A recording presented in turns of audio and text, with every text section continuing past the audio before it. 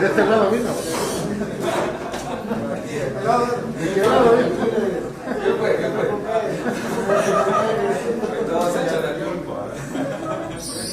Pregúntale a ver si pagó un impuesto.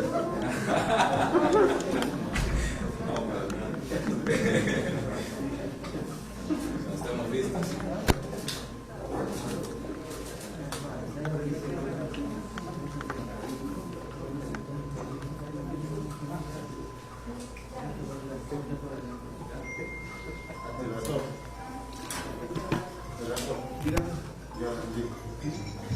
Bien, muy buenos días, amigos de la prensa, compañeros del equipo de evasión, viceministro Gerson Posada y también director de Impuestos Internos, Rubén Ordóñez. Bueno, primero que nada agradecerles la cobertura para este día. Creo que para la Dirección General de Impuestos Internos, así como también para el Ministerio de Hacienda en general, es un día muy importante. Estamos marcando la historia del país, estamos también marcando un precedente en la lucha antievasión, no solo en El Salvador, sino en toda Centroamérica y también en América Latina. Creemos que nosotros como país debemos contar con todas las herramientas y con todos los instrumentos legales para perseguir la evasión fiscal, venga de donde venga. Y pues como ustedes ya lo saben, una de mis grandes apuestas o una de mis grandes luchas es por combatir la evasión fiscal proveniente de los paraísos fiscales, valga la redundancia, ¿no? Este flagelo durante mucho tiempo ha mantenido a El Salvador en el subdesarrollo, durante mucho tiempo ha mantenido a nuestras comunidades sin seguridad. Este mismo flagelo durante mucho tiempo nos ha robado calles, nos ha robado puentes, y creemos que es momento también de poner un alto a eso. Y si bien es cierto, pues el plan antievasión muchas discrepancias nos ha ganado con algunos actores políticos y con otros que quieren que la situación del país se mantenga tal como está, pero creemos que si no empezamos nosotros, no podemos esperar que los que han gobernado durante los últimos 30 años y han permitido un flujo de casi de 2.000 millones al año en evasión fiscal, pues vengan a combatirla. Ellos ya demostraron que no van a combatir la evasión fiscal, ya demostraron que tienen un pacto entre ellos para no ir tras la evasión fiscal, y me refiero a los últimos dos gobiernos, a los gobiernos de los últimos 30 años, pero con mayor énfasis sobre todo en los últimos dos gobiernos, donde sí hubo una tolerancia inusitada, algo sin precedentes con el tema de evasión fiscal. Nosotros estamos convencidos de que la única ruta para recuperar el crecimiento económico del país, recuperar los ingresos perdidos por COVID-19, sin golpear la economía, sin golpear a los buenos empresarios, es combatiendo la evasión fiscal. Una de las formas para no incrementar las tasas impositivas es administrar bien la política tributaria.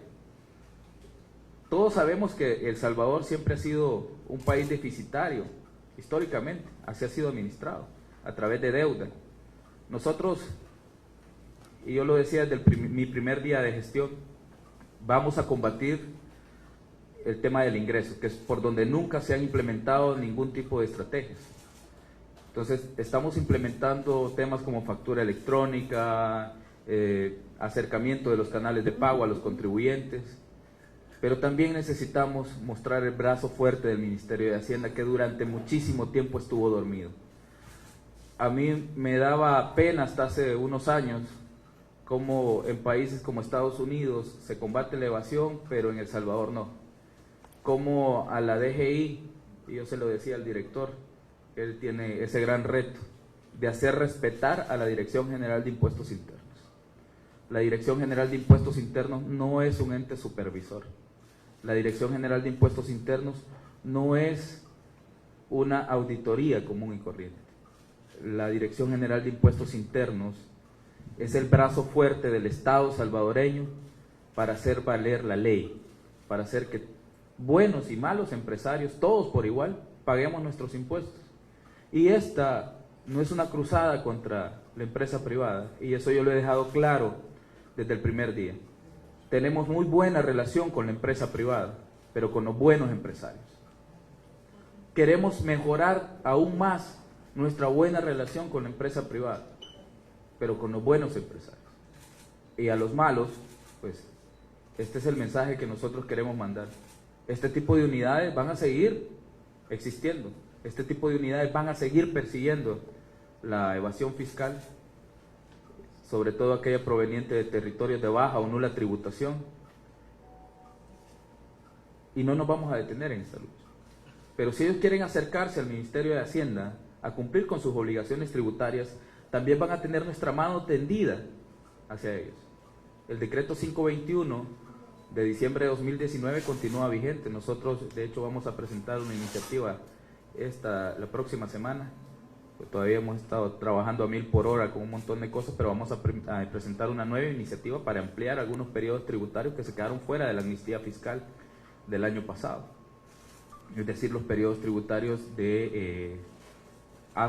vencidos hasta el 20 de agosto del presente año. Era así, ¿verdad, director? El 20 de agosto. Sí, que básicamente el último periodo tributario es julio 2020. Esto por los efectos de la pandemia. Entonces, ¿por qué digo esto? Porque el plan antievasión tampoco es que sea solo la cara dura del Ministerio de Hacienda, sino también es la cara amable, la cara que facilita, la cara que ayuda a los buenos empresarios. Así que también les hacemos un llamado para que también se acerquen al Ministerio de Hacienda a solventar su situación tributaria. Bien, dicho esto, la presentación de este día es sobre la unidad de repatriación de evasión fiscal. Con esta unidad que se va a abreviar UREF, es la unidad de repatriación de evasión fiscal, vamos a firmar acuerdos de intercambio de información. Vamos a firmar acuerdos también de homologación de políticas de lucha contra la evasión con otros países. E internamente vamos a implementar un cuerpo de auditores especializados en el flujo de operaciones con paraísos fiscales. Hay muchísimas empresas, en el caso salvadoreño, que mantienen operaciones con paraísos fiscales. No tenemos ningún problema con esas operaciones, siempre y cuando sea una operación comercial necesaria para la generación de ingresos o para la generación de renta. Pero sí tenemos problemas con aquellas operaciones que solo lo hacen para reducir el costo, para reducir el pago de impuestos, es decir, incrementando sus costos con operaciones ficticias como Commission for o Transaction Advisory, o operaciones crediticias ficticias, ¿verdad? Otorgamiento de créditos bajo los cuales pagan intereses que se vuelven un costo financiero y que luego son deducibles del impuesto sobre la renta, pero que realmente nunca son pagadas o son pagadas a sus casas matrices, que son las mismas que, pues domiciliadas en otro país, pagan una menor tasa de impuestos que lo que deberían pagar en El Salvador. Esta unidad, como les decía, se va a especializar en un paraíso fiscal. ¿Pero qué es un paraíso fiscal? Porque a veces pues a nuestra población no le queda del todo claro. Básicamente un paraíso fiscal es un territorio en el que se paga un menor impuesto a lo que se pagaría si la misma operación se hubiera dado en El Salvador. Es decir, tienen regímenes de baja o nula tributación. Nosotros emitimos una guía en septiembre de cada año, que es la guía de orientación para operaciones con paraísos fiscales.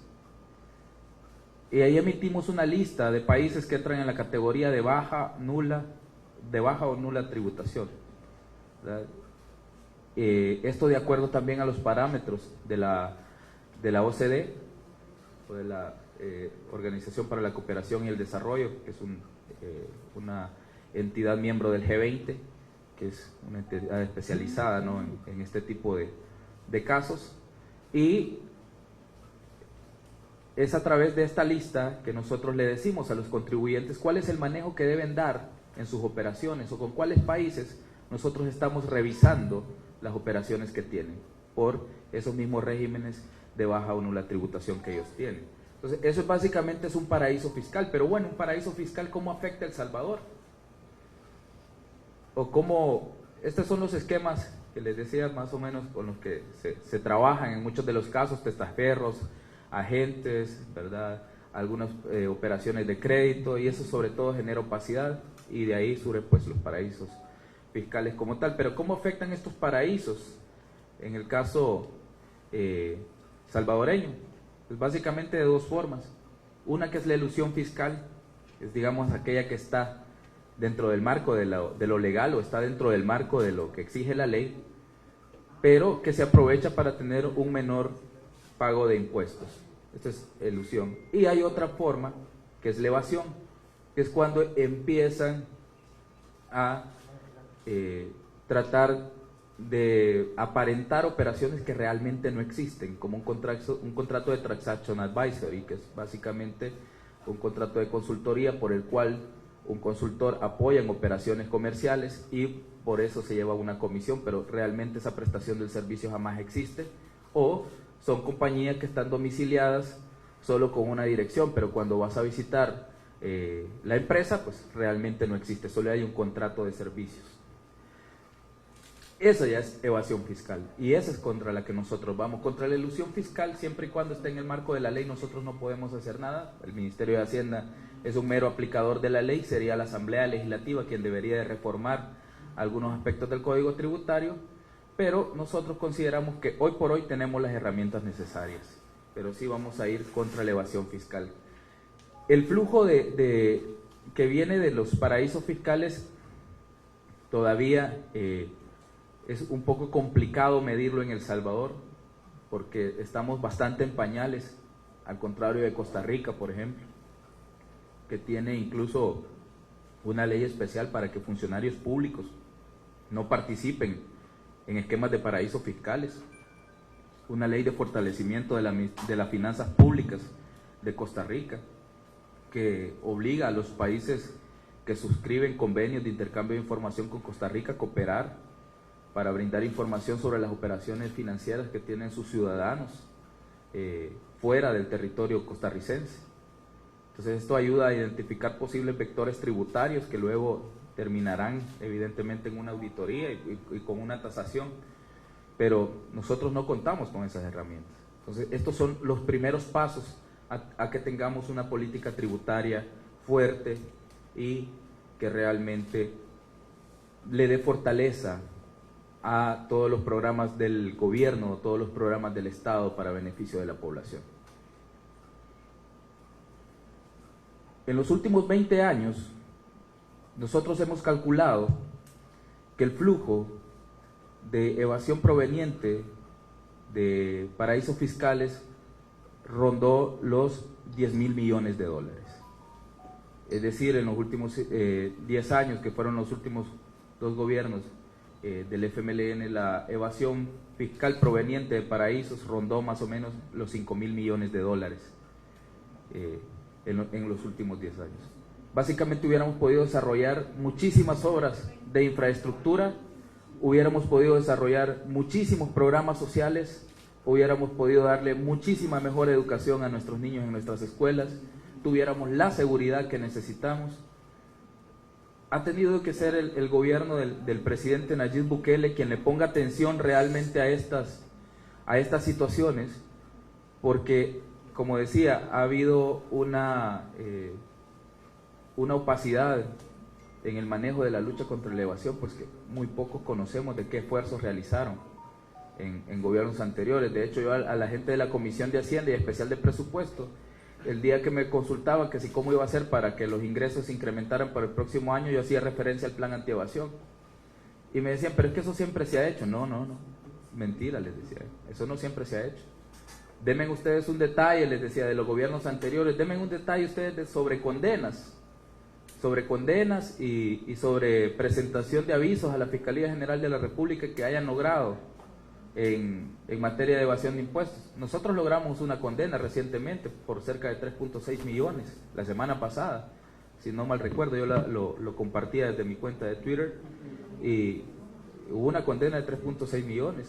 Ustedes recordarán el caso tan sonado, el caso de la empresa Intratex, que tanto se nos criticó por algunos pseudo fundaciones, pero es nuestro trabajo. Yo les digo, el artículo 23 del Código Tributario no me da la opción a mí, si quiero o no quiero ir a poner un aviso de prejudicialidad a la Fiscalía General de la República. Tanto al Fiscal General de la República como a mí tenemos el mandato de perseguir la evasión. A mí me sorprende que de 54 casos que nosotros hemos presentado, solo 2 casos hayan tenido una iniciativa de parte de la Dirección de Defensa de los Intereses del Estado. Entonces creemos que necesitamos más cooperación de la Fiscalía General de la República. Recientemente, en el caso Intratex, por cierto, el director Ordóñez le pidió de manera escrita al Fiscal General de la República que impugnara la decisión de la Cámara Tercera de lo Penal, que le daba sobreseimiento definitivo al representante de la empresa Intratex por 5.3 millones de dólares, que le faltan al Estado salvadoreño. ¿Y qué hizo la Fiscalía General de la República? No impugnó el caso, no presentó el recurso de casación ante la Cámara Tercera de lo Penal. ¿A quién estamos beneficiando? ¿De parte de quién están las instituciones? A mí me sorprende que la Sala de lo Constitucional blinde a esta empresa para que no se le audite durante 3 años consecutivos, cuando ellos saben que el Ministerio de Hacienda tenía una investigación en curso. Se había determinado una evasión de 5.3 millones el primer año, que había ratificado la Cámara Tercera de lo Penal, porque dice sí hay evasión, solo se equivocó, dice de Casilla, entonces fue involuntario, así que dejen de procesarlo por la vía penal.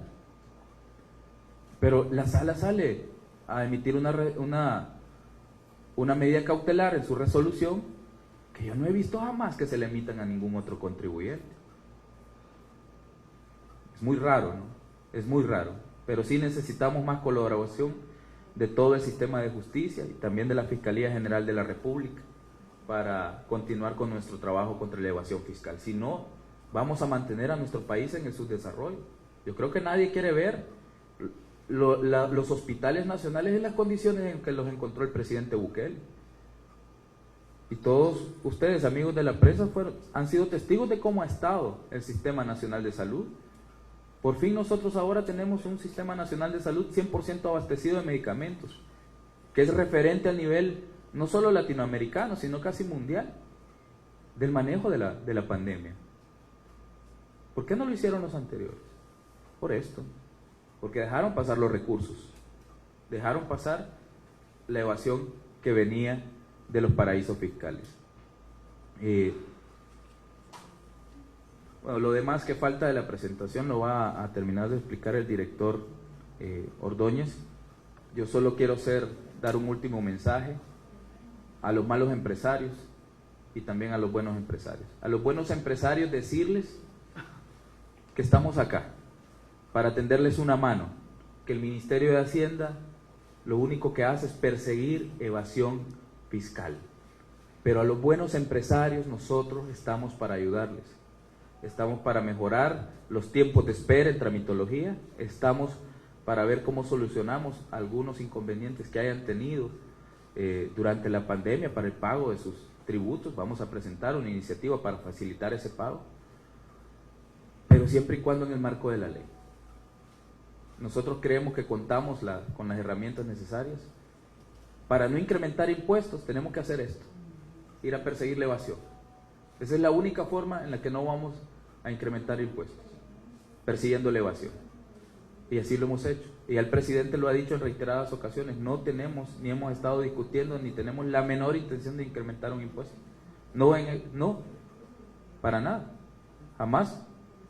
Pero tenemos que combatir la evasión, porque no es posible que nuestra sociedad o nuestro pueblo siga necesitando soluciones y nosotros no tengamos qué recursos darles. Entonces la forma de obtener los recursos es mediante este tipo de estrategia. Así que yo espero que también las gremiales de empresarios nos ayuden a difundir el mensaje con todos los contribuyentes de que debemos tributar bien nuestros impuestos.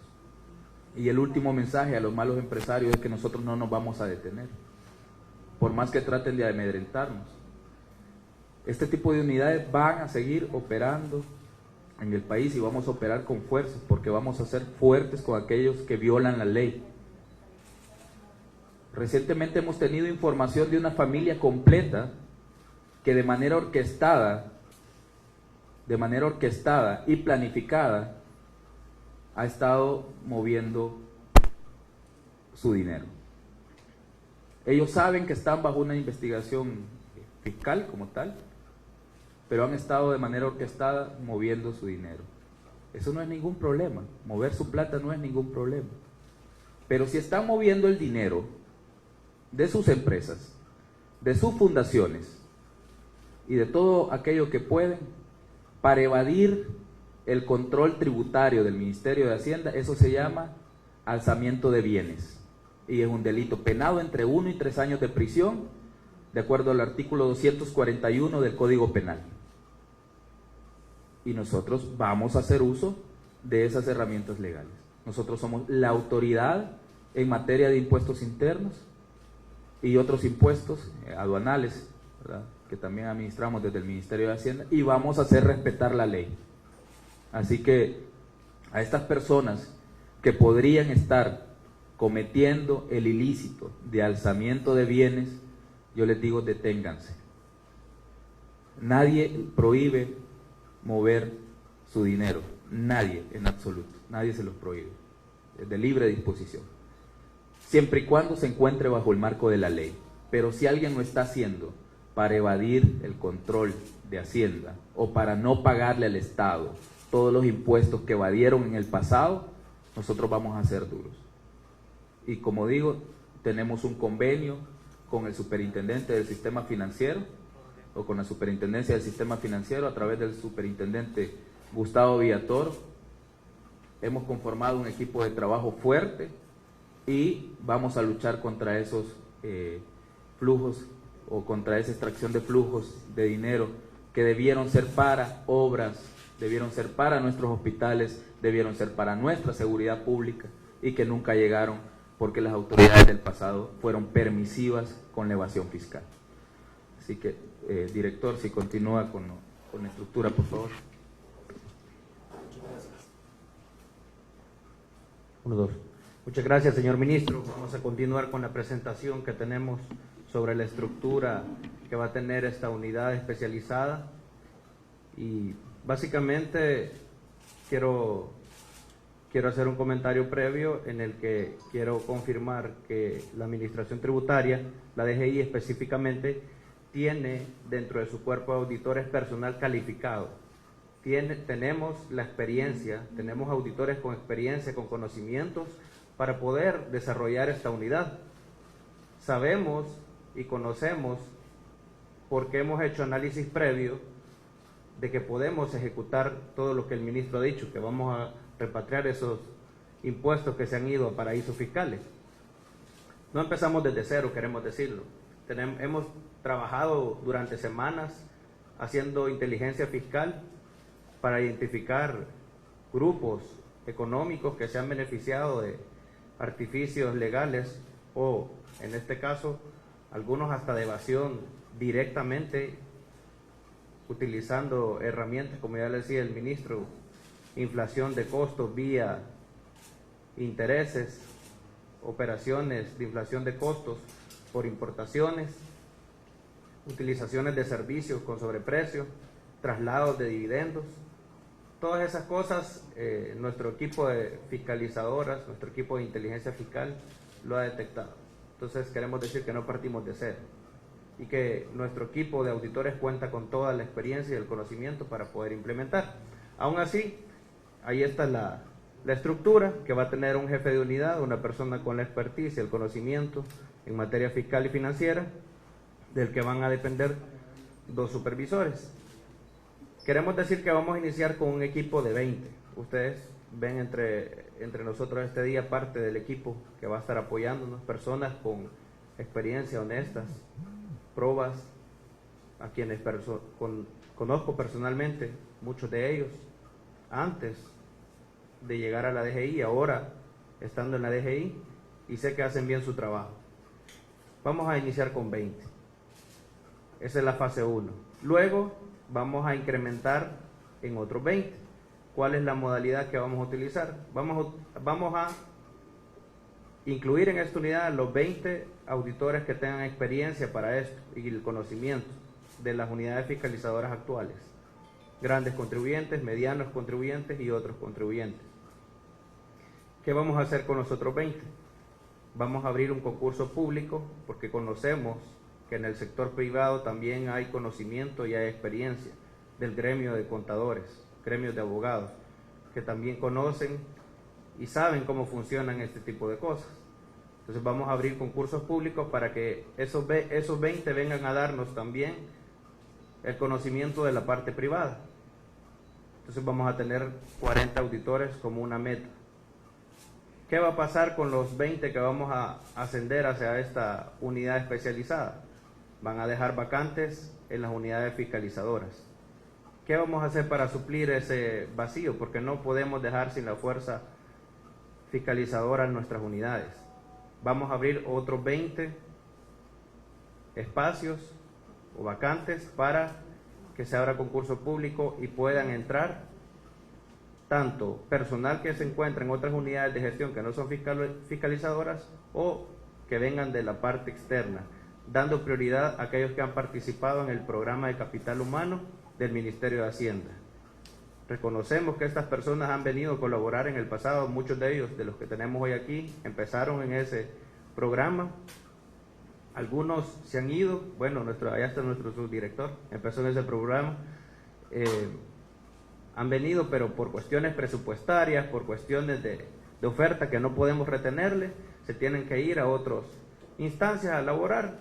Entonces queremos traer ese conocimiento, que conocen nuestra institución, conocen la DGI, y vamos a abrir esos otros 20 espacios. Finalmente quiero hablar sobre la meta que tenemos. Esperamos en cada año mandar 150 casos de fiscalización, verificaciones a veces puntuales sobre operaciones sospechosas de traslado de beneficios o de erosiones de la base fiscal hacia regímenes de bajo o nula tributación. ¿Cuál es la meta monetaria? 100 millones de dólares, un promedio de $670,000 por caso. Alto, estas operaciones son altas. Y lo decimos con toda propiedad porque hemos hecho análisis fiscal. ¿Quieren ingresos? Al ministro le decían, mire, ¿y usted de dónde va a sacar ingresos? Ahí están los ingresos. Y mire, ¿y va a alcanzar la meta? Si nos ponemos metas bajas, nuestro trabajo va a ser bajo. Tenemos que ser ambiciosos. Para un plan inicial, 100 millones de dólares se oye alto, pues vamos a trabajar para ello. Y vamos a trabajar con los principios que tiene la administración tributaria: legalidad, justicia e igualdad. Por ahí mi participación, señor ministro. Gracias, director. Gracias. Muy importante el tema de funcionamiento. Solo tal vez aclarar, hay algunos detalles que quizá la prensa quisiera sobre el funcionamiento y la estructura de la unidad como tal. No obstante, por la confidencialidad de la estrategia tributaria, si lo mandata el código, no podemos tampoco revelar, ¿verdad?, grandes detalles de la unidad. En su momento pues van a ir conociendo el trabajo de esta unidad contra los paraísos fiscales, que es la unidad de repatriación de evasión fiscal. Así que, bueno, también tenemos un video porque hace poco en la conformación del equipo también nos juntamos para el aniversario del plan antievasión. Como ustedes bien lo recuerdan, nosotros lo lanzamos el 3 de octubre del año 2019, cumplimos aniversario el 3 de octubre recién pasado, pero pues básicamente no tuvimos ni oportunidad de hacer mención de que era el aniversario del plan antievasión por las constantes emergencias en las que hemos estado, ¿no? Así que creo que hoy sí es propicio para que hagamos remembranza de que ya tenemos un año con este plan, y además de eso también nos juntamos con el equipo para conformar esta unidad. Así que, bueno, Alicia, por favor, gracias. Vamos a ser pioneros en América Latina. Vamos a ser los primeros en tener una unidad especializada en toda Centroamérica para combatir la evasión proveniente de los paraísos fiscales. No es nuestra culpa que un par de malos empresarios le hayan robado el futuro a nuestra niñez. le han robado los medicamentos a nuestros enfermos, le han robado las escuelas a nuestros niños, le han robado la seguridad a nuestras comunidades. A un año de haberlo lanzado, el plan antievasión, hemos recuperado más de 219 millones en ingresos tributarios. Ustedes están haciendo su trabajo y realmente están dando lo mejor. No tengamos miedo, que de esto depende el futuro de nuestro país.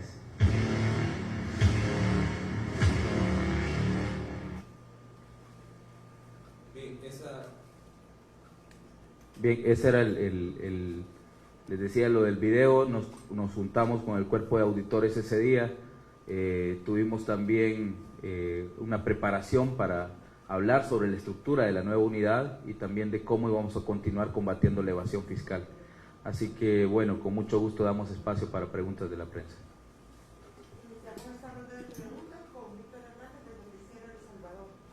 Buenos días, ministro. Buenos días. Usted menciona que no se pueden dar mayores detalles sobre esta nueva unidad, pero si pudiera más o menos, mencionaba que tienen inteligencia fiscal, todo eso, pero han ubicado a ciertas empresas que estarían en esos lugares o que estarían utilizando eso, o cómo más o menos va a funcionar toda esta cantidad de auditores que ustedes están mencionando. Por el momento nosotros hemos detectado cerca de 270 empresas que están bajo un esquema similar.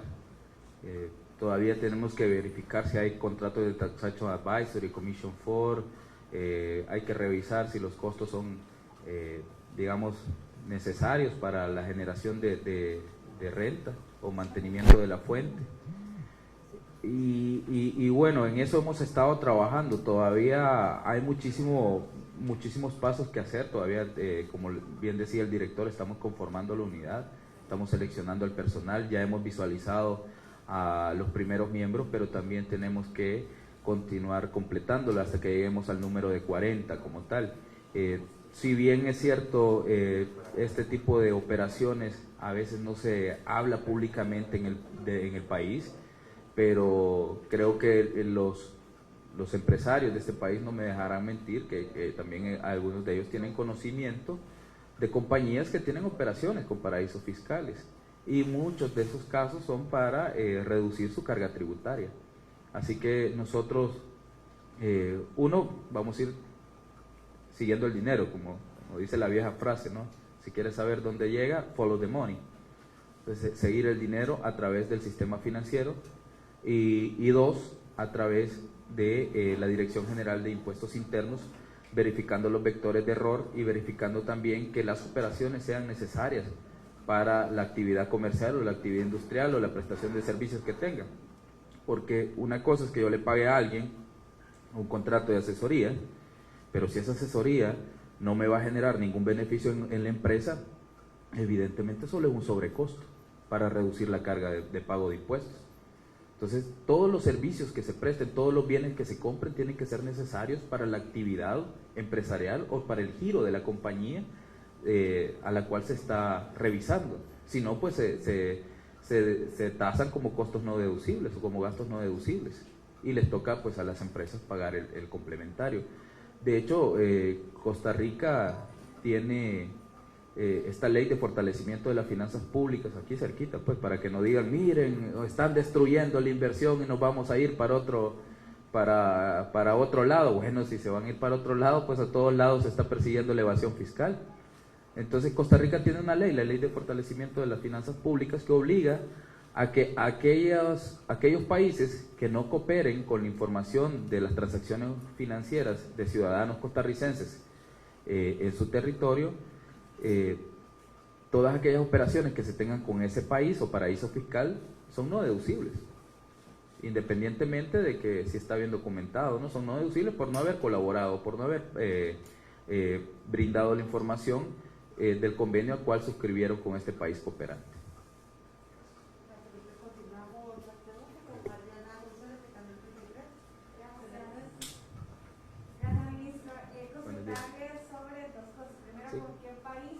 Ha llegado a acuerdos para poder trabajar con la nueva unidad. Y segundo, también saber, usted mencionaba que hacían falta algunas herramientas para saber el flujo que tienen los paraísos fiscales,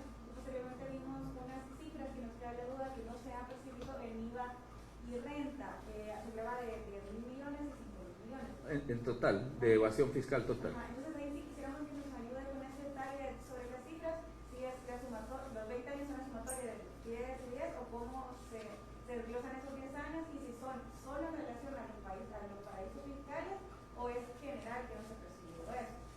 Ok, ya se me olvidó la primera que me hiciste.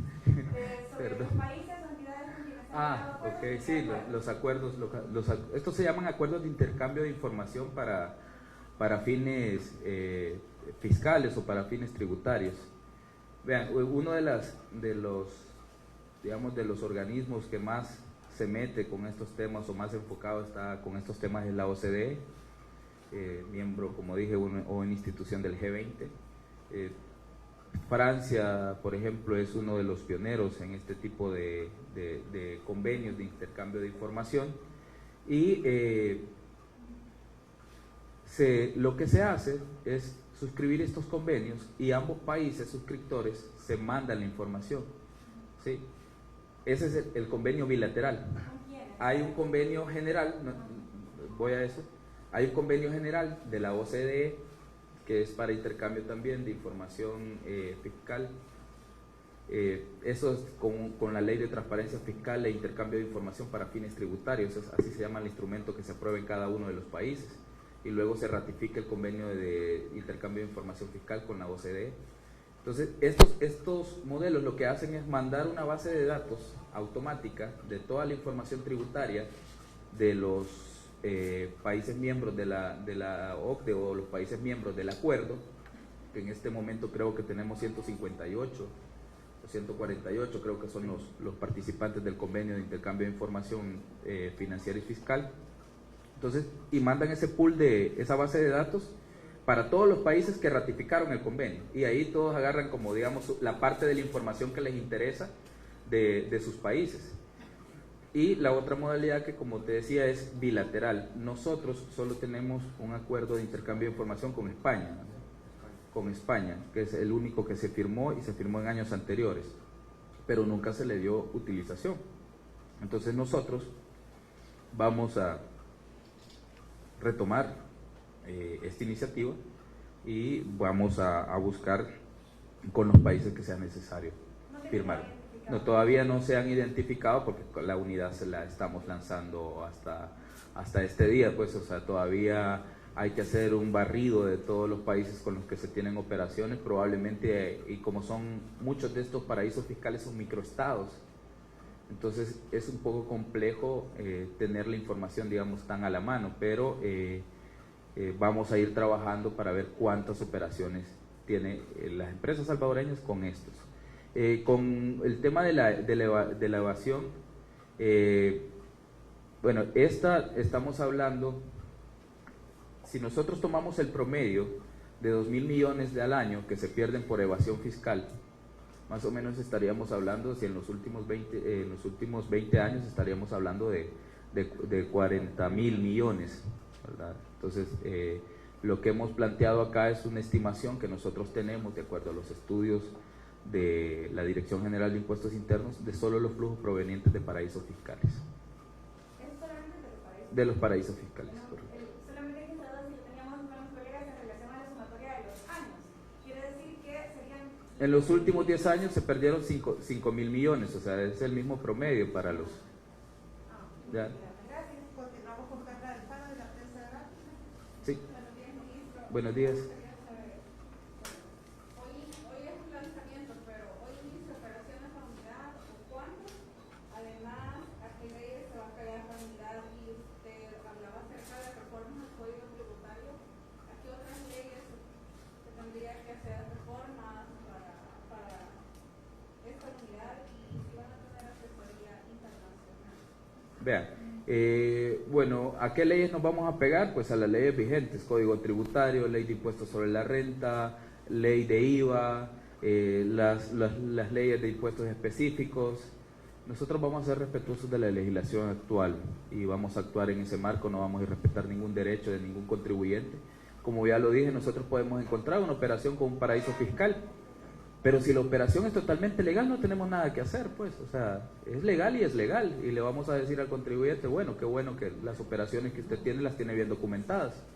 y no vamos a violentar ningún derecho en ese sentido. Dos, las reformas, nosotros no hemos hablado de reformas al Código Tributario en el sentido amplio. Sí, el Código Tributario necesita una reforma con aquellos temas de precios de transferencia, porque fue declarado inconstitucional, si ustedes recuerdan, creo que esa es resolución 2017, ¿no? 2014, que todo el capítulo de precios de transferencia del Código Tributario se declaró inconstitucional. Entonces, porque hacía referencia a las listas de la OCDE y no hacía referencia a un parámetro nacional. Entonces, por soberanía, por principio de soberanía, no nos podemos someter a la jurisdicción ni de otro estado, ni tampoco a una jurisdicción, digamos, de otra entidad como la OCDE. Entonces, ¿de qué se trata? De incorporar al capítulo los mismos parámetros, pero como que se hicieran en El Salvador, por ejemplo, y ahí estaría salvado el tema de la violentación del principio de soberanía. Entonces, por eso fue parte de las causales por las cuales se declaró inconstitucional. Nosotros tenemos que hacer esas reformas, pero como ya he dicho, nosotros solo vamos a hacer reformas para administrar los impuestos que ya existen. Bien, finalizamos la Solo creo que le quedé pendiente con una, perdón. Sí, lo del si van a tener asesoría internacional. Ah, sí, está. Hoy iniciamos las operaciones, hoy se empiezan a reunir los equipos, revisar organigrama, revisar los equipos con los que se cuenta, empezar a evaluar el presupuesto de la unidad, cuánto vamos a necesitar, si vamos a necesitar ampliar del presupuesto inicial que hemos puesto, y varias situaciones. Iniciamos ahora, efectivamente, y estamos buscando acuerdos con el Departamento del Tesoro, estamos buscando acuerdos con otras entidades que pueden darnos capacidad que nosotros no tengamos en el país. O sea, no solo con mucho se ha puesto de ejemplo, y yo siempre hablo como un muy buen ejemplo de la IRS estadounidense, ¿no? Entonces nosotros también vamos a buscar ese tipo de modelos de gestión. Pues el presupuesto de las 40 plazas que ustedes ven ahí, eso es toda la estructura que tiene, y de ahí todo lo demás es como es gente que ya estaba, son recursos, perdón, que ya estaban dentro de la Dirección General de Impuestos Internos, computadoras que ya se habían comprado, pues solo se asignaron a la unidad, ¿verdad? Y ese es como el presupuesto con el que va a contar. Sí. Bien, finalizamos con la última pregunta. Arely Mejía, Ministro, buenas tardes. Ayer Bueno, la Fiscalía decía que había hecho 20 allanamientos en el Ministerio de Salud y acá en el Ministerio de Hacienda. Nos gustaría conocer el detalle. Primero, ¿qué tipo de información solicitó la Fiscalía? ¿En qué casos específicamente? Porque decía que era algo relacionado en torno al manejo de los fondos por la pandemia de COVID-19. Sí, vean, yo creo que esa pregunta, perdón, Arely, no quiero que me lo vaya a tomar a mal, pero yo no puedo hablar sobre una investigación de la Fiscalía General que se encuentre en curso. Entonces creo que sería el fiscal general o alguno de los fiscales el más indicado para responderlo, ¿no? Nosotros solo proveemos la información. Lo único que yo le puedo asegurar es que no ha habido ningún sobresalto en el Ministerio de Hacienda, que hemos proveído toda la información que se nos pidió, que vamos a seguir colaborando con cualquier tipo de investigación, sea de la Corte de Cuentas, Fiscalía. A mí sí me parecen sumamente raros que yo presenté 54 avisos por evasión fiscal a la Fiscalía y solo 2 hemos tenido. Y luego, en el caso de Intaratex, vi timoratos. No presentaron el recurso de casación. O sea, ¿cómo es posible que en las narices de la Dirección para la Defensa de los Intereses del Estado no se apele no se impugne la decisión? Cuando el director le pidió por escrito. O sea, eso es incumplimiento de deberes. La Dirección General de Impuestos Internos es la víctima en los casos de evasión. Y el abogado de la Dirección General de Impuestos Internos es el fiscal general de la República. Es como que la víctima le haya dicho a su abogado, apele la decisión. Y el abogado, que tiene un contrato, que tiene un mandato de ley, no haya presentado la impugnación del recurso. ¿Para quién trabajamos? ¿Para la gente o para los intereses de algunas empresas? A mí me sorprende que la Sala de lo Constitucional saque resoluciones de que no podemos investigar por 3 años consecutivos a una empresa. ¿Y qué es lo que oculta esa empresa, pues? Y lo digo con nombre y apellido porque el caso está judicializado, Intratex de El Salvador. Yo, antes de que los casos se judicialicen, yo soy muy respetuoso de los procesos. Por eso no le puedo decir, mire qué información, porque eso está en investigación. Pero lo que le puedo decir es que sí, nosotros entregamos de lo más cordial con ellos toda la información. Pero me parece que cuando se trata de trabajar por la gente, de recuperar los fondos para la gente, para darle soluciones al pueblo, algunas instituciones, y en este caso lamentablemente la Fiscalía, está volviendo a ver para otro lado. Se está haciendo, como decimos en buen salvadoreño, se nos está haciendo el de los panes. No sabemos a qué están jugando o de quién tienen mandato. Nosotros tenemos mandato de la población a través del presidente Nayib Bukele. Pero estas otras instituciones, ¿a qué? Ayer el fiscal Arriaza decía que estaban actuando de oficio, que sí tenían avisos en torno al manejo de fondos por la pandemia, pero que la actuación de estos allanamientos fue por oficio. Entonces la pregunta es, ¿usted considera que es innecesario entonces el allanamiento, la investigación en el manejo de los fondos por la pandemia? Yo, como dije, no me quiero referir, pero yo veo que usted insiste con el tema y por respeto le voy a contestar. Uno, es una investigación en curso. 2, todo lo que vinieron a allanar, todo, absolutamente toda la información, yo se la hubiera dado con un simple escrito, como lo hacemos siempre. A mí me sorprende porque ayer decidieron allanar y por qué hacerlo masivo. Es bien extraño, sumamente extraño. Y vean todos los voceros que estuvieron ahora en las cadenas en la mañana. Vean todos. Yo creo que ustedes son medios de comunicación, pues no creo que nadie les dé mentira. Ustedes saben cuando hay un tema orquestado. Y toda esa información siempre nos la han mandado a pedir por escrito, con escrito, normal. Y siempre se le hemos dado, nunca hemos ocultado nada. Así que no tenemos nada que ocultar. Si ellos quieren meterse fantasmas en la cabeza, inventarse sus historias y sus novelas, pues que lo hagan. Pero lo que le puedo asegurar es que no hay ningún funcionario condenado de este gobierno por delitos contra el patrimonio estatal. Y en el caso del FMLN, de Arena y de un montón de miembros de esos dos partidos y otros, ahí sí hay condenas. Hay expresidentes presos, expresidentes que murieron en arresto domiciliario por robarse donaciones. Yo quisiera ver esa misma fuerza de la Fiscalía en esos casos. Pues nosotros vamos a seguir haciendo nuestro trabajo, que recuperar los impuestos de la gente y darle soluciones. Pero sí es raro, ¿no?, que contra unos se actúe con una celeridad pasmosa y contra otros pues se deje sin actuar.